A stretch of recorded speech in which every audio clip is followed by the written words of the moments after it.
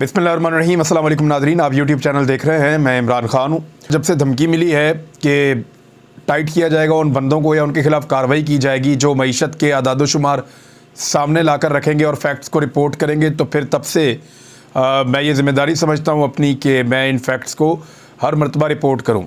एक नया फैक्ट ये है कि पाकिस्तान ने जो ये शशमाई थी पूरी एक 6 महीने, जो माली साल शुरू होता है आपका 1 जुलाई से और ये जाता है अगले साल जून के आखिर तक, तो इसको एक माली साल कहते हैं। तो माली साल की जो पहली 6 महीने की कारकर्दगी है वो ये है कि पाकिस्तान 2022 में से जब निकला तो पाकिस्तान तयशुदा हदफ से 24% कम रेवेन्यू हासिल कर पाया। यानी जो आपने पैसे टैक्स में इकट्ठे करने होते हैं ना, उन्हीं पे तो मुल्क चलता है, उन्हीं से आप कर्ज़ा उतारते हैं, उन्हीं से आप अपना मुल्क चलाते हैं, उन्हीं से आप तरक्याती मंसूबे, उन्हीं से आप तनख्वाहें देते हैं। वो जो टैक्स इकट्ठा होता है उसका एक हदफ होता है कि हमें इस हदफ तक पहुंचना है। तो इस मरतबा उस हदफ से 24% पाकिस्तान पीछे रह गया और ये बड़ी बदकिस्मती और नाअहली है इस हुकूमत की कि 225 अरब रुपए यानी लगभग 1 अरब अमरीकी डॉलर पाकिस्तान ने अपने हदफ में नाकामी हासिल की है, उससे पीछे रह गया है। अब जब इसको पूरा करना पड़ेगा तो ये बहुत मुश्किल होगा, क्योंकि अगली शशमाई के अंदर FPR या फेडरल बोर्ड ऑफ रेवेन्यू, ये वो इदारा है जिसकी ज़िम्मेदारी है कि ये टैक्सेस इकट्ठे करने हैं। यानी आपको जितने भी टैक्स आपके ऊपर लगते हैं, चाहे आप एक माचिस की डबिया ख़रीदें, चाहे आप एक साबुन की टिकिया ख़रीदें, चाहे आप आटा ख़रीदें, चाहे आप कुछ भी ख़रीदें, आप होटल में जाकर खाना खाएँ, आप बस में सफ़र करें, ट्रेन में सफ़र करें, आप हवाई जहाज़ में सफ़र करें, आप जूता ख़रीदें, कपड़े ख़रीदें, आप जो भी लेंगे उसके ऊपर आपको टैक्स पड़ेगा और सेल टैक्स अलग पड़ेगा, बाकी टैक्सेस अलग हैं, फैक्ट्रीज़ अलग टैक्स दे रही होती हैं, तो वो सारा रेवेन्यू इकट्ठा करते हैं। तो वहाँ पाकिस्तान जो टैक्स इकट्ठा करता है 24% नीचे गया। अब उस 24% को पूरा करने के लिए लोगों पर दबाव डाला जाएगा अगले 6 महीने में, यानी कारोबार मज़ीद तबाही की तरफ जाएगा इस मुल्क के अंदर। ये एक तयशुदा हकीकत है। इस साल का जो तोहफ़ा दिया है हुकूमत की जानिब से, जो तोहफ़ा दिया गया है पाकिस्तान की आवाम को, ज़रा वो भी आप देख लें। मैं उसकी तफसीलात आपके सामने रख देता हूँ। साल के पहले दिन यूटिलिटी स्टोर के ऊपर, जहाँ से गरीब लोग और मुतवसत तबका जो है वो सामान ख़रीदता है अपने खाने पीने का, वहाँ पे अशिया की कीमतें बढ़ा दी गई हैं। मैं सिर्फ 3 बुनियादी चीज़ें आपके सामने रख देता हूँ। यहाँ पे जो चीनी की कीमत बढ़ाई है एक दिन में, साल के पहले दिन में चीनी की कीमत में 19 रुपये फ़ी किलो का इजाफा कर दिया है। दावा किया गया था कि पेट्रोल की कीमत हम नहीं बढ़ा रहे, हालांकि उसको कम करना चाहिए, लेकिन दावा किया गया कि पेट्रोल की कीमत हम नहीं बढ़ा रहे, गरीब को फ़ायदा देना है। तो गरीब को दूसरी तरफ से नचोड़ लिया। यूटिलिटी स्टोर पे एक दिन में चीनी की फ़ी किलो कीमत 19 रुपये बढ़ा दी गई, जबकि घी की फ़ी किलो कीमत 75 रुपये बढ़ा दी गई और आटे की जो थैली है उसकी कीमत 496 रुपये, यानी लगभग 4 रुपये कम 500 रुपये तक कीमत जो है वो आटे की थैली की भी बढ़ा दी गई है। ये साल नौ का तोहफ़ा है 2023 की, जो 2023 का आगाज़ हुआ है उसका तोहफ़ा हुकूमत ने ये दिया पाकिस्तान की आवाम को कि इन चीज़ों की कीमतों में इजाफा कर दिया। और एक और जो तोहफ़ा पाकिस्तान को मिला है गुज़िश्ता चंद महीनों में, वो दहशतगर्दी में लगातार इजाफे का है। ये हुकूमत मुकम्मल तौर पर नाकाम हो गई है दहशतगर्दी के अफरियत से निपटने में। और एक डॉन की रिपोर्ट है, मैं रिपोर्ट आपके सामने रख देता हूँ। ये रिपोर्ट बहुत इंपॉर्टेंट है और ये रिपोर्ट है centre for research and security studies की, CRSS ये इदारा है जिसने ये रिपोर्ट बनाई है। रिपोर्ट के मुताबिक ये कहा गया है कि 2023 में पाकिस्तान को मज़ीद पुरतशद्दुद वाक़यात का सामना करना पड़ेगा। और 2022 किस तरह का रहा, यानी 2022 में 300 से ज़ायद हमलों का सामना पाकिस्तान को करना पड़ा। और इससे पहले ऐसा सिर्फ 2017 में एक ऐसा साल था, तब भी PMLN की हुकूमत थी, तब इतने हमले हुए थे। 2022 में सिक्योरिटी फोर्सेस के कम से कम 282 एहलकारों की शहादत हुई, जिनमें से 40 शहादतें सिर्फ दिसंबर में होने वाले हमलों के अंदर हुई हैं। इनमें शामिल देसी साख्ता बम, IDs हमले, खुदकुश हमले और सिक्योरिटी पोस्टों पर हमलों के ज़्यादातर वाक़यात पाकिस्तान और अफ़गानिस्तान के सरहदी इलाकों में हुए हैं। 2022 के दौरान पाकिस्तान को 376 दहशतगर्द हमलों का सामना करना पड़ा है। लगभग 450 दहशतगर्द हमले पाकिस्तान के ऊपर इस साल में हुए हैं।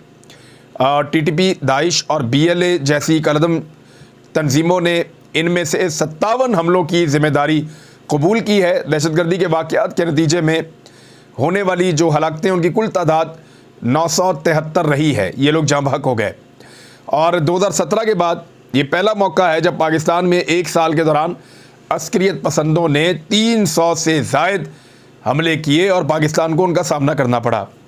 इन वाक़यात के नतीजे में 62% जो शहादतें हुई हैं वो शहरियों की हुई हैं, आम शहरियों की, सरकारी अहदेदारों की और सिक्योरिटी एहलकारों की, जबकि बाकी जो 38% हलाकतें हैं उनमें अस्करियत पसंद, बागी और गैर कानूनी सरगर्मियों में मुलव्विस दीगर अफराद जो हैं वो मारे गए हैं।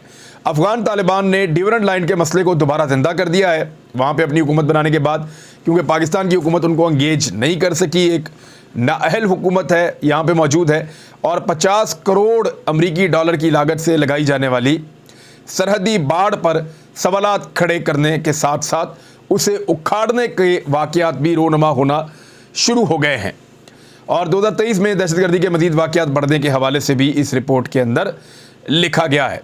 और वो ये कहते हैं कि ये दहशतगर्दी ऐसी ही चलती रहेगी जब तक कि अफ़गानिस्तान के साथ आप खातिर ख्वाह मुज़ाकरात में कोई कामयाबी हासिल नहीं करते और वहाँ पे इन लोगों की ऐसी पनाहगाहें मौजूद रहती हैं जहाँ पे जाके ये पनाह ले सकते हैं और फिर बाद में पाकिस्तान के ख़िलाफ़ इस्तेमाल हो सकते हैं।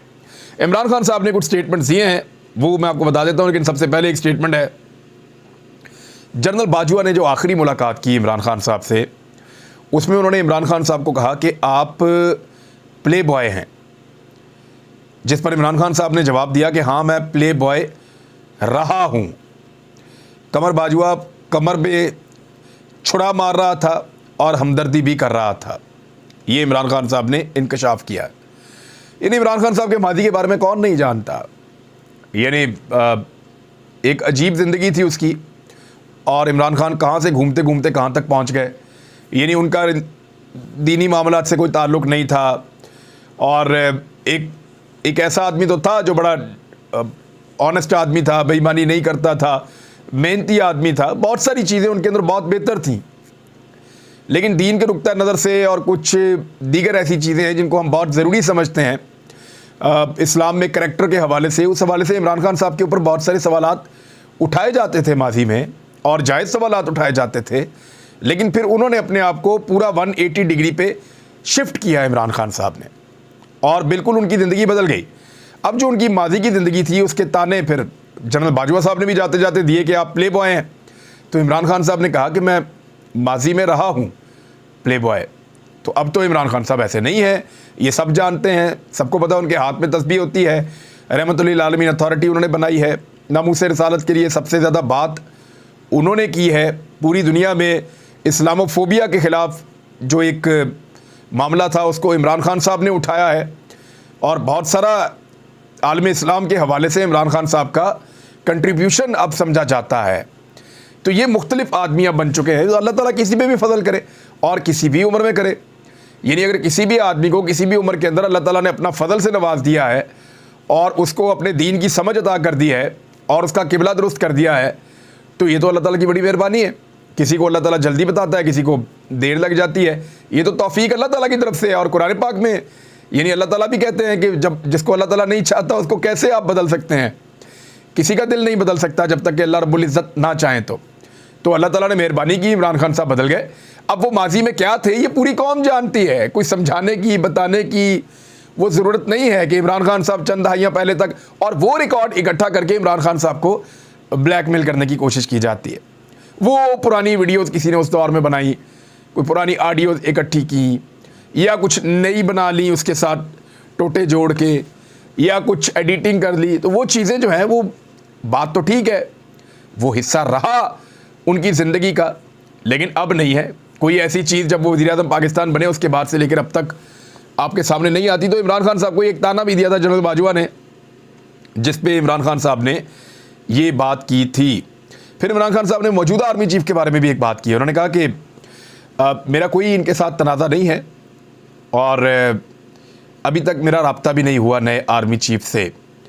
और इमरान खान साहब ने कुछ बातें की हुसैन हक्कानी के बारे में। उन्होंने कहा हुसैन हक्कानी को जनरल रिटायर बाजवा ने लॉबिंग के लिए अमेरिका में हायर किया। मुझे एंटी अमेरिका साबित करने की कोशिश पाकिस्तान से हुई है। अमरीकी ओहदेदार डोनाल्ड लू ने जो कहा वो सबक पाकिस्तान से पढ़ाया गया था। हुसैन हक्कानी मेरे खिलाफ मुहिम और जनरल रिटायर बाजवा की तशहीर करते रहे। वो कमर में छुरा मार रहे थे और साथ ही हमदर्दी भी कर रहे थे। ये जनरल बाजवा साहब, यानी अब इमरान खान साहब के बाद वो चीज़ें आ रही हैं, अब समझ आ रही है कि हुआ क्या था, अमेरिका एकदम इतना खिलाफ कैसे हो गया था। हुआ ये था कि इमरान खान साहब, हमने बल्कि बड़ा उठाया इस मामले को कि इमरान खान साहब ने अमरीकी CIA चीफ से मुलाकात से इनकार कर दिया, तो ये तो बड़ा अच्छा किया, वो जाए और जाकर अपने हम मनसब से मिले। इमरान खान साहब ने उनको ये कहा कि ठीक है, मैं एक लीडर हूँ और मैं पॉलिटिकल लीडरशिप से मिलूँगा। लेकिन मेरे ख्याल में वहाँ एक गलती हो गई। अगर इमरान खान साहब CIA के चीफ से मिलते तो शायद इमरान खान साहब को पता होता कि उनके खिलाफ क्या साजिश चल रही है। अभी जो इत्तलात आ रही हैं या रिपोर्ट्स सामने आ रही हैं जिनके बारे में लोग बात कर रहे हैं और इस पर इंक्वायरी होनी चाहिए, हक़ाइक़ मज़ीद सामने आने चाहिए, लेकिन जो इल्ज़ामात सामने आ रहे हैं वो ये हैं कि जनरल फैज़ और जनरल बाजवा हुसैन हक्कानी से मिले थे, फिर इन्होंने एक इमरान खान साहब के नॉलेज से बाहर रहते हुए, उनको नहीं पता था इस बारे में, अमेरिका में लॉबिंग के लिए एक फ़र्म भी हायर की थी, उस पर इफ्तिखार दुरानी साहब के साइन भी करवाए गए थे एक ताल्लुकदार की वजह से और उसको इस्तेमाल करते हुए। और इफ्तिखार दुरानी साहब उस वक्त इमरान खान साहब की काबीना में या उनके साथ मौजूद नहीं थे।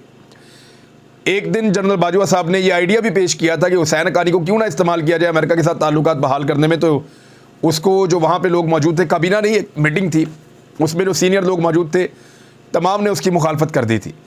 फिर जनरल बाजवा और जनरल फैज़ मुबैना तौर पर मिले थे हुसैन हक्कानी को, और उसके बाद हुसैन हक्कानी ये साबित करने में जुट गए थे कि अमरीकी मफादात के ख़िलाफ़ पाकिस्तान में इमरान खान है और अमरीकी मफादात के हक़ में पाकिस्तान में जनरल बाजवा हैं। अब ये मुबैना तौर पे स्टोरी सामने आ रही है जिसकी वजह से अमेरिकन जो एक एस्टेब्लिशमेंट है वो इमरान खान के ख़िलाफ़ होना शुरू हो गई। और फिर उन्होंने यहाँ तक साइफ़र का मामला पहुँच गया कि अगर तहरीक अदम एतमाद में इमरान खान को निकाल देते हैं तो आपके गुनाह माफ़, और अगर आप इमरान खान इसमें सर्वाइव कर जाते हैं तो फिर आपको उसके कॉन्सिक्वेंसेस भुगतने पड़ेंगे। अब ये जो साइफ़र है, उसके बाद पाकिस्तान के कौन से गुनाह माफ़ हुए, पाकिस्तान को अमेरिका ने कौन सी मदद की इमरान खान के निकलने के बाद। तो अमेरिकन तो फ़ायदा मांगते हैं और वो फ़ायदा उनको पाकिस्तान नहीं दे पा रहा, क्योंकि पाकिस्तान की आवाम जाग रही है और वो ये चीज़ें अब करने नहीं देगी। इमरान खान साहब ने एक और दावा किया कि उनके 3 लोगों को राब्ता किया गया है और उन पर दबाव डाला गया है कि वो न्यूट्रल रहें एतमाद के वोट में। यानी 3 ऐसे लोग हैं पंजाब की सूबाई असम्बली के 188 हैं, अगर 3 लोग निकल जाते हैं 185 रह जाते हैं और परवेज़ इलाही एतमाद का वोट नहीं ले पाएंगे, तो उन 3 लोगों के ऊपर दबाव डाला गया। इमरान साहब को पता तो चल गया इमरान खान साहब को, और इमरान खान साहब ने उसको बेनकाब भी कर दिया, बता भी दिया कि 3 लोगों के ऊपर दबाव डाला गया है कि वो न्यूट्रल रह जाएं और एतमाद के वोट में परवेज़ इलाही को वोट ना डालें। दूसरी जानिब MQM जो है वो भी बिगड़ गई है। लेकिन एक और ख़बर यह है कि इस्लामाबाद का जो बल्दियाती इंतखाब होने जा रहा था और उसकी पोलिंग अब इसी हफ्ते होने की तवक्को है। उसकी वजह क्या है? उसकी वजह यह है कि बल्दियाती इंतखाबात की तैयारियों का सिलसिला इलेक्शन कमीशन ने एक मरतबा फिर तेज़ कर दिया है। इलेक्शन कमीशन को यह पता है कि उनके ऊपर तौहीन अदालत लग जानी है। जैसे ही अदालत बुलाए वहाँ जाओ और जाते ही कहो कि सर हमारी पूरी तैयारी है।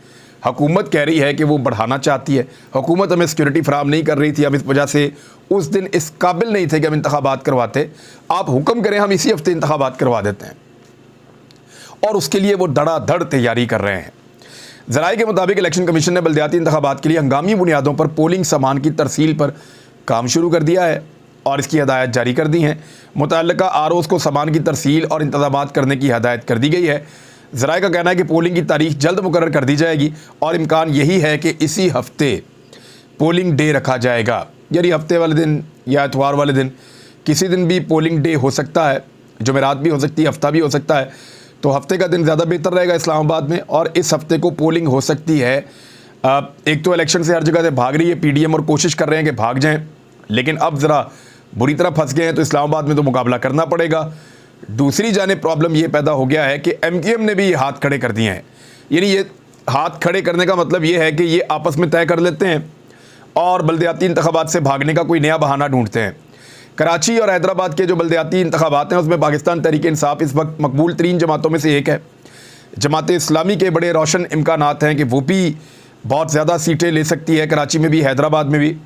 और MQM जो है उसकी तो पतंग कटी हुई है, उनकी बहुत बुरी सूरत हाल है MQM की, और वो कराची में जीतते हुए दिखाई नहीं दे रहे, और पीपल्स पार्टी की कहीं जगह ही नहीं है। तो ऐसी सूरत हाल में MQM और पीपल्स पार्टी ने मिलकर फिर एक नया ड्रामा खेला है। पहले इन्होंने जो ड्रामा खेला वो जून जुलाई की बारिशों में इन्होंने कहा जी बारिशें बहुत ज़्यादा हो गई हैं, कराची डूब रहा है जी, हम इलेक्शन नहीं करवा सकते। ठीक है, कोई बात नहीं, थोड़ी देर से बात करवा लेते हैं। अगस्त में, सितंबर में इन्होंने कहा जी अब सैलाब बहुत ज़्यादा आ गया है और पूरा सिंध सैलाब से डूबा हुआ है। हालांकि जिन इलाकों के अंदर इलेक्शन होने थे वहाँ पे सैलाब नहीं था, लेकिन फिर इलेक्शन नहीं करवाया। उसके बाद कह दिया जी कि हमारी पुलिस जो है वो इस्लामाबाद चली गई है और सिंध के अंदर रिलीफ के कामों में हमारे लोग मसरूफ़ हैं, लिहाजा हमारे पास इतनी इंतज़ामी ताकत नहीं है कि हम बल्दियाती इंतखाबात में मदद कर सकें, लिहाजा फिर इंतखाबात फारिग हो गए।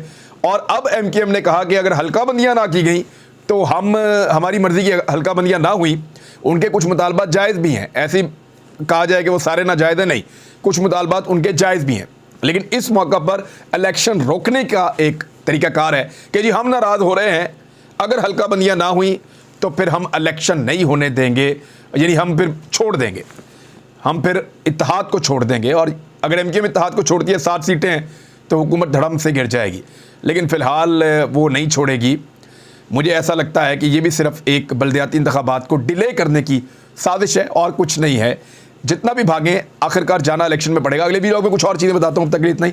अपना ख्याल रखिएगा, अपने इस चैनल का भी। अल्लाह हाफ़िज़।